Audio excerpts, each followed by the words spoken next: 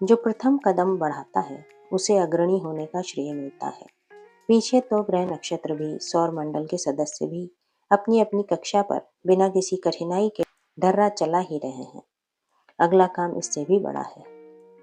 स्थूल वायुमंडल और सूक्ष्म वातावरण इन दिनों विषाक्त हो गए हैं, जिससे मानवीय गरिमा ही नहीं, दैवीय सत्ता भी संकट में पड़ गई है।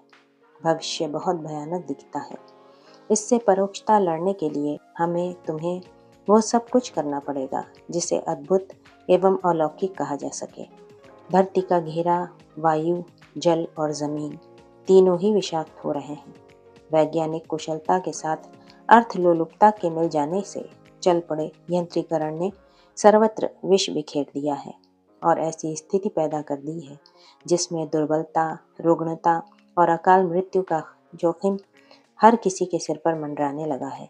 अणु आयुधों के अनाड़ियों के हाथों प्रयोगों का खतरा इतना बड़ा है कि उसके तनिक से व्यतिक्रम पर सब कुछ भस्मसात हो सकता है।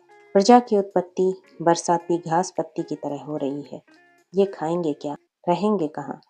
इन दिनों सब विपत्तियों, विभीषिकाओं से विषाक्त वायुमंडल धरती को नरक बना देगा। जिस हवा में लोग सांस ले रहे हैं, उसमें जो भी सांस लेता है वो अचिंत्य चिंतन अपनाता और दुष्कर्म करता है। दुर्गति हाथों हाथ सामने आती जाती है। यह अदृश्य लोक में भर गए विकृत वातावरण का प्रतिफल है। इस स्थिति में जो भी रहेगा, नर पशु और नर पिशाच जैसा क्रिया कृत्य करेगा। भगवान की इस सर्वोत्तम कृति धरती और मानव सत्ता को इस प्रकार नरक बनते देखने में व्यथा होती है। महाविनाश की संभावना से कष्ट होता है। इस स्थिति को बदलने, इस समस्या का समाधान करने के लिए भारी गोवर्धन पर्वत उठाना पड़ेगा, लंबा समुद्र लांघना पड़ेगा।